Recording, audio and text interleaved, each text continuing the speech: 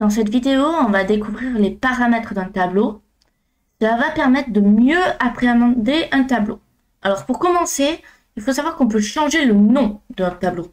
Pour ce faire, il suffit juste de cliquer ici. Et quand c'est en bleu, on peut modifier le nom du tableau. Bon, moi je vais le laisser tel quel puisque c'est le tableau par défaut de Trello. On va afficher le menu. Et pour ce faire, on clique sur les trois petits points qu'on a ici. Alors, il est possible que menu s'affiche le mot, mais moi, je ne l'ai pas, donc je clique sur les trois petits points. Et ça m'affiche mon menu. On peut voir les différentes activités ayant lieu sur un tableau en cliquant sur activité. Et là, on peut voir tout ce qui a été ajouté et tout ce qui a été fait. Donc, je reviens en arrière.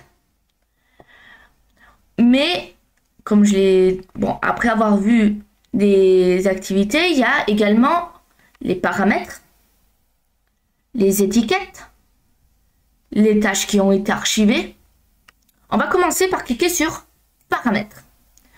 On voit que l'on peut changer d'espace de travail.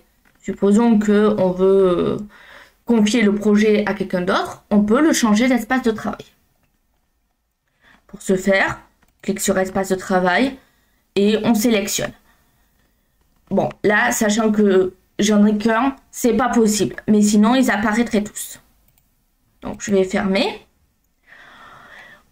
Il faut savoir aussi que l'on peut basculer un tableau d'un espace de travail à l'autre.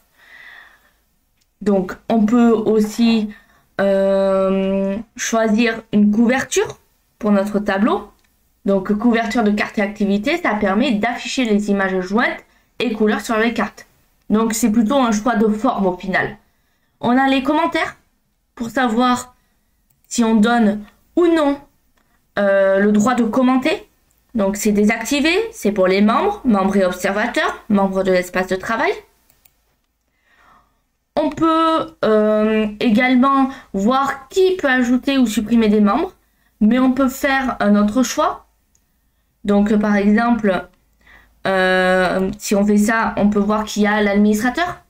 Donc moi, je recommande de choisir administrateur. Mais malheureusement, je pense que sur la version gratuite, on n'a pas la possibilité. Donc là, c'est les principaux paramètres. Il faut savoir cependant que la collection, ici, permet à partir de plusieurs tableaux de collection pour classer et ranger de manière pertinente quand on commence à avoir beaucoup de projets et tableaux. Donc, je reviens en arrière.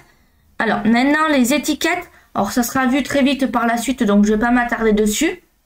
Les éléments archivés, qui sont ici, donc les tâches archivées.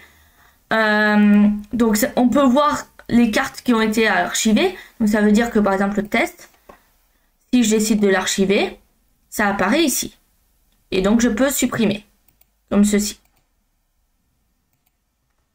Ça permet de, avant de supprimer définitivement, de passer dans la tâche archivée.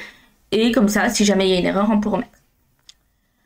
On a les emails vers tableau, ici. C'est la possibilité d'envoyer un email vers l'adresse pour pouvoir créer une carte par email. Grâce à l'objet de l'email, plus le corps du texte, ça permet de créer une carte qui sera envoyée là où on souhaite. C'est-à-dire que, par exemple... On peut choisir dans en cours, en haut de la position et envoyer par email pour que ça apparaisse dans en cours. Et donc, bon, dans en cours, il n'y a rien. Donc, si je mets affaire en haut, ça apparaîtra ici. On peut créer un modèle ou copier le tableau. Donc, si on regarde ici, je peux copier mon tableau comme ceci. Ou créer un modèle. On peut copier le tableau, je n'ai pas expliqué, mais ça permet de dupliquer si on a besoin d'un tableau très similaire et qu'il suffit de réadapter par la suite. On a aussi la possibilité d'imprimer, exporter et partager le tableau, mais également de fermer le tableau. Donc quand on dit fermer le tableau, ça veut dire clôturer le projet. Le projet est terminé, donc on ferme le tableau.